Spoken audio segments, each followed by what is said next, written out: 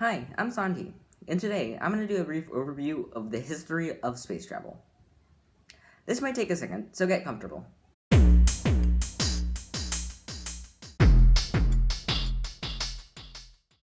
In the 13th century, the Chinese made the first rockets by attaching a gunpowder-filled tube to arrows and lighting them.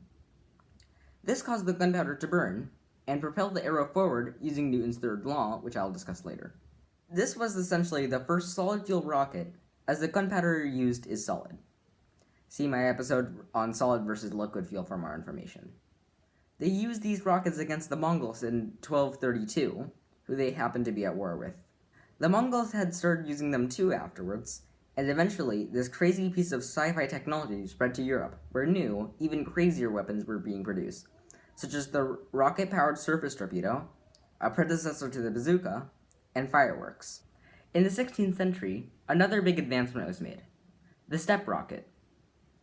This was invented by John Schmidlap to get fireworks to go higher up in the atmosphere before exploding. This rocket was not powerful enough to reach space, but it uses a very similar technology that is still used today. This rocket was still a solid-fueled one. Later, in the 17th century, rocketry became a science. Sir Isaac Newton developed the laws of motion, which are very useful for rocketry. There are 3 laws. The first law is that an object in motion will stay in motion unless there is a force influencing it. For example, if you throw a ball, if there was no gravity and no air resistance, it would just keep going in a straight line forever in the direction you released it. But since gravity and air resistance are forces acting on the ball, it will slow down and fall back to Earth. This is known as the laws of inertia. The second law, in simple terms, is just that if you apply more force to an object, it will move faster. Additionally, if there's more weight on the object you're pushing, it will be harder to move. This is known as the law of force and acceleration. The third law of motion is a very important one for rocketry and a variety of other things, and it states that each action has an equal and opposite reaction. To demonstrate these 3 laws, I will use one of my favorite examples. If you throw a table, you will be pushed back with as much force as you threw the table. That is the third law at play. The second law of motion also takes a role in this, because if you are heavier than the table, then you won't be pushed back as far. The first law also fits into this analogy because of friction. Your feet are touching the ground. If you are balanced, you probably won't move that much because of friction. The table will also return to Earth because of gravity and air resistance. Around the 1720s, more people experimented with rockets. Some rockets even passed the 45-kilogram mark, or about 99 pounds for you gross Americans. In the late 1700s and the early 1800s, rockets once again started to be used for war. During the War of 1812, the British shelled the American force using rockets. These rockets were not very accurate. Stabilization was a big issue for rockets at that time. Many scientists were trying to fix this issue. One such technology was spin stabilization. Spin stabilization means the rocket would spin itself and cause gyroscopic effects to keep the rocket oriented the right way. However, once a rocket was fired, you couldn't orient its course, and it was still unpredictable. Finally, around 1866, in the Austro-Prussian War, rockets met their match against spread artillery, and armies stopped using rockets. For now. In 1898... Oh crap, another name. In 1898, a person whose name I cannot pronounce proposed the idea of space travel using rockets. He said that the speed and range of the rocket depended on the speed of the exhaust coming out from the rocket. After a few centuries, another of the biggest advancements in the rocketry was made. While experimenting with solid-fuel rockets, Robert H. Goddard came to the conclusion that liquid fuel could propel rockets. Using liquid fuel engines are more efficient and can also be turned off, throttled up, and down, but are more expensive. Most rockets now use liquid fuel as their main fuel. Again, check my other video for more information. In 1926, he tested his theory. The world's first liquid fuel rocket flew 41 feet in the air and about 182 feet away from the launch site. Not very far, but just you wait. It's World War II. Both sides are putting unguided rockets on planes and infantry. But the Nazis have a new type of rocket, a ballistic missile. The V-2, short for Vengeance Weapon 2, was a missile that was essentially a rocket-powered bomb made at forced labor camps and would strike at British and Belgian cities. It had a range of 200 miles and could travel at a top speed of 3,300 miles per hour. However, this was also the first human-made object to ever reach space, reaching 109 miles in altitude. Luckily, the V-2 missile was not enough to turn the tide of the war, and Germany lost.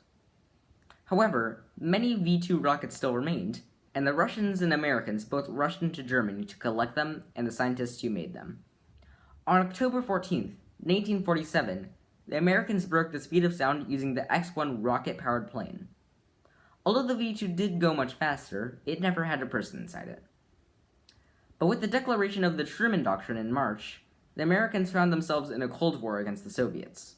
Then, on October 4th, 1957, the Soviets did something that would forever change the history of humanity. They launched a satellite.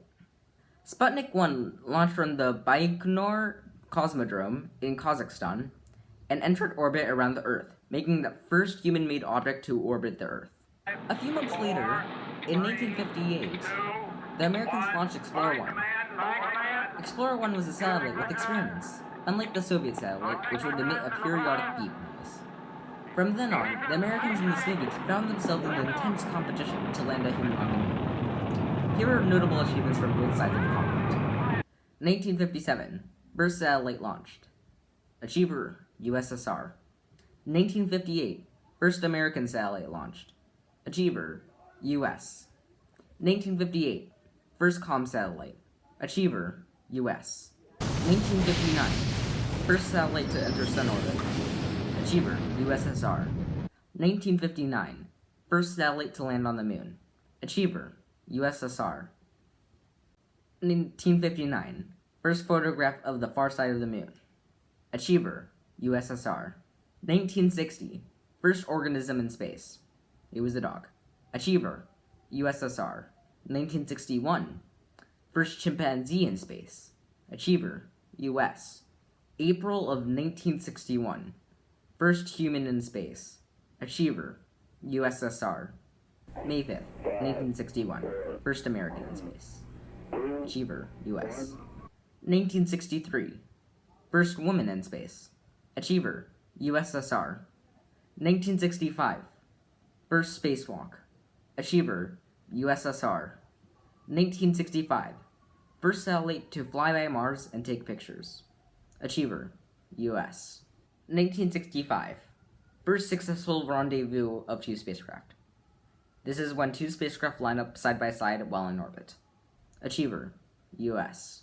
1966, first successful docking of two spacecraft, when two spacecraft connect and become one. Achiever, US. 1968, first human crewed spacecraft to orbit the moon. Achiever, US. July 20th, 1969, first human to walk on the moon. Achiever, US. Tensions between the US and the USSR fell when NASA and Roscosmos conducted the Apollo Soyuz experiment. This was when two spacecraft, one American one and one Soviet one, docked. This was perceived as the end of the space race. I want to stop for a second and highlight a particular person that was critical in helping the Americans win the space race. Katherine Johnson. Katherine was an African-American mathematician that did the trajectory analysis for the first human in space. This means she looked over the first Americans in space trajectory. She also did some work on the calculations that sync the lunar module to the Apollo program to the rest of the spacecraft.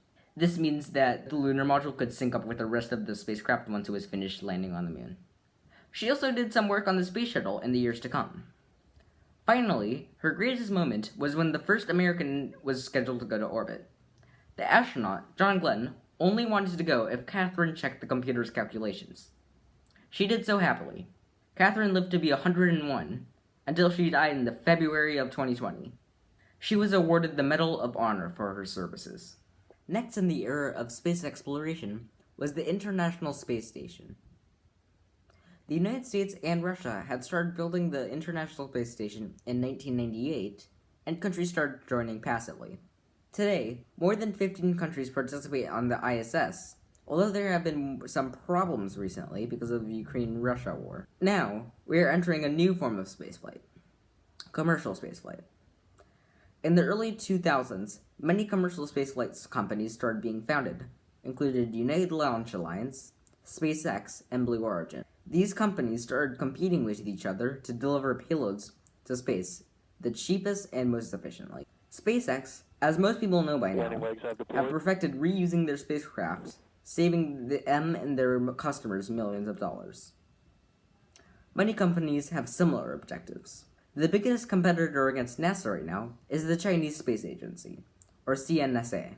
The Chinese have landed rovers on the Moon and even Mars, something that until recently only the United States has been able to do successfully and had their spacecraft to continue to operate. Well, that's all I got. I hope you enjoyed it. Let me know if there are more topics you want covered in future videos, and have a good one. Goodbye.